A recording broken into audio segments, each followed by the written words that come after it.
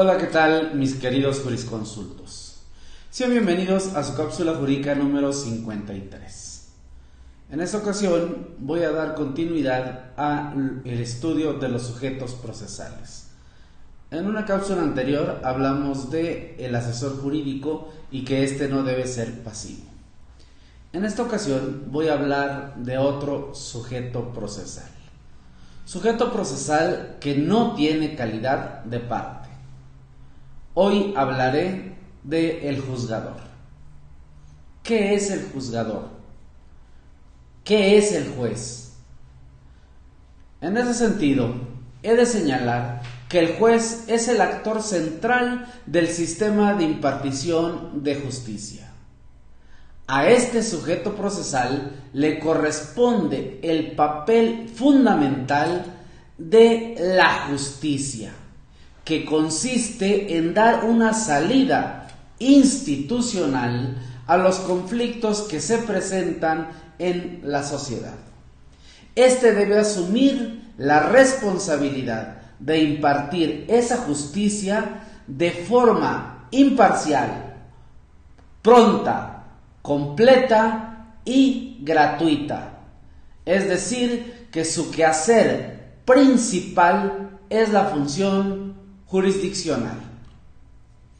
El Código Nacional de Procedimientos Penales, en su artículo 133, nos establece cuál es la competencia de los órganos jurisdiccionales y nos señala en su fracción primera al juez de control, diciendo que tienen competencia para ejercer atribuciones que le corresponden de acuerdo al Código Nacional. Su intervención es desde la etapa de investigación hasta que se dicta el auto de apertura a juicio oral.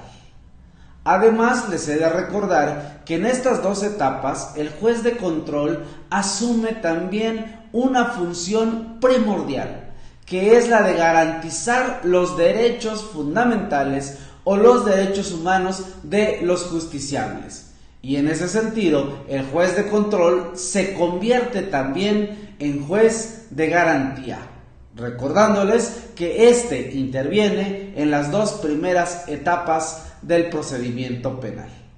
La fracción segunda de este artículo del Código Nacional nos habla del Tribunal de Enjuiciamiento y señala que es quien preside la audiencia de juicio y dictará el fallo y posteriormente la sentencia. Así también nos señala la fracción tercera que existe un tribunal de alzada, es decir, es la segunda instancia. Hace unos momentos mi hijo me pregunta: papá, ¿qué hace un magistrado? Pues con este video le contestaré que el magistrado trabaja en el tribunal de alzada y conoce de los medios de impugnación y demás asuntos que prevé este código. Es decir, que los magistrados en el tribunal de alzada revisarán los recursos que se interpongan en contra de las actuaciones tanto del juez de control o garantía o del juez de enjuiciamiento. Es importante señalarles a ustedes que, además de lo que señala el Código Nacional de Procedimientos Penales en el artículo 133, nuestra Constitución Política de los Estados Unidos Mexicanos, en su párrafo tercero del artículo 21, nos señala la existencia de un tercer tipo de juez, y este es el juez de ejecución de sentencias, quien tendrá la finalidad de vigilar que se cumpla con la sentencia dictada por el Tribunal de Enjuiciamiento, pero además vigilará de los derechos fundamentales de los sentenciados y desde luego los derechos fundamentales de la víctima. Luego entonces hemos de concluir y que, de acuerdo al artículo 133 y con lo señalado por nuestra Constitución, existen tres tipos de órgano jurisdiccional. Primer tipo de órgano jurisdiccional: juez de control o juez de garantía, con fundamento constitucional en el artículo 16, párrafo 14. El Tribunal de Enjuiciamiento con fundamento constitucional en el artículo 20, apartado A, fracción cuarta. Y finalmente, el juez de ejecución de sentencias, cuyo fundamento constitucional es el artículo 21, párrafo tercero, como lo he reseñado anteriormente. Pero además, el artículo 133 del Código Nacional nos habla de la existencia del Tribunal de Alzada, quien deberá reconocer los recursos que se interpongan en contra de las actuaciones de los órganos de primera instancia. Continuando con este sujeto procesal, el artículo 134 nos señala cuáles son los deberes comunes de los jueces y nos dice que en el ámbito de sus respectivas competencias, primera y segunda etapa, tercera etapa, juicio oral, o bien en la ejecución de sentencias, los jueces y magistrados deben tener las siguientes obligaciones. Primero, resolver los asuntos sometidos a su consideración con la debida diligencia, dentro de los términos previstos en la ley y con sujeción a los principios que deben regir el ejercicio de la función jurisdiccional: imparcialidad, ética, profesionalismo, etc. Deben los juzgadores respetar, garantizar y velar por la salvaguarda de los derechos fundamentales de quienes intervienen en el procedimiento penal. Asimismo, el órgano jurisdiccional debe guardar reserva sobre los asuntos relacionados con su función, aún después de haber cesado en el ejercicio de su encargo.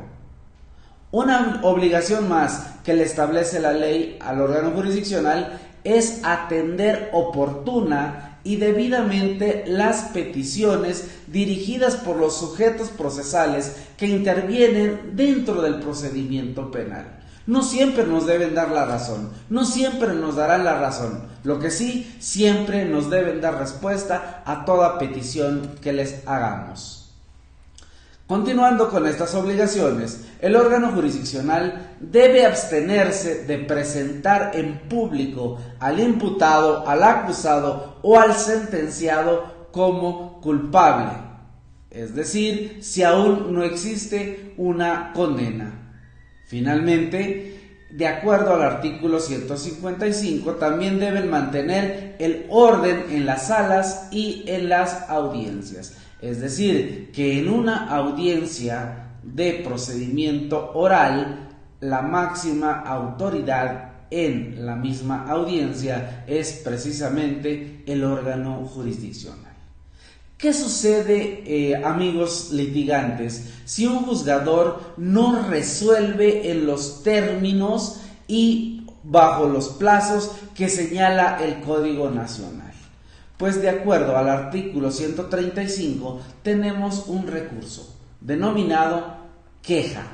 La procedencia de la queja es en contra del juzgador de primera instancia por no realizar un acto procesal dentro del plazo señalado por el Código Nacional de Procedimientos Penales.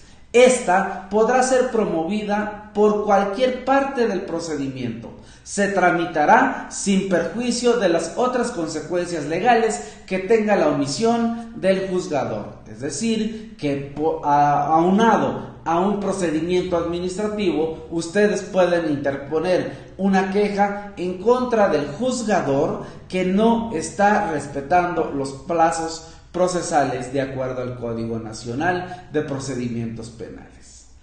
Es importante señalar que esta deberá ser interpuesta ante el órgano jurisdiccional que ha sido omiso en realizar su actuación. Tiene un plazo de 24 horas para subsanar dicha omisión, o bien realizar un informe breve y conciso sobre las razones por las cuales no se ha verificado el acto procesal. Además, puede realizar una información respecto a la formalidad exigidos por la norma omitida y debe remitir el recurso y el informe al órgano jurisdiccional competente, es decir, al tribunal de alzada, para que los magistrados resuelvan respecto a la queja que ustedes han interpuesto. Finalmente, la autoridad jurisdiccional competente, tribunal de alzada, tramitará y resolverá el recurso de queja en un plazo no mayor a 3 días en los términos de las disposiciones aplicables. En ningún caso, el órgano jurisdiccional competente, ojo en esto, en ningún caso el tribunal de alzada podrá, al resolver la queja, ordenar al órgano jurisdiccional omiso los términos y las condiciones en que deberá subsanarse la omisión, sino que el trabajo del tribunal de alzada debe limitarse a que la resolución se realice el acto reclamado. Es decir, que ellos no le van a decir al órgano jurisdiccional de primera instancia cómo hacer el acto omitido, el acto omiso, sino únicamente van a resolver si es procedente que este órgano jurisdiccional realice el acto que ha omitido realizar. Con esto concluyo la segunda cápsula jurídica, que tiene que ver con los sujetos procesales. Y qué importante es para nosotros, como estudiantes de Derecho, como litigantes, como ministerios públicos, entender la función fundamental que tiene un órgano jurisdiccional. He escuchado decir de muchas personas que la función del juez es una función elemental. Tanto así que alguien ha atrevido a decir que el papel del juez es usurpar la función de Dios. Vamos haciendo academia. Te invito a que te suscribas a mi canal, dale like y síguenos para las cápsulas que seguiremos grabando.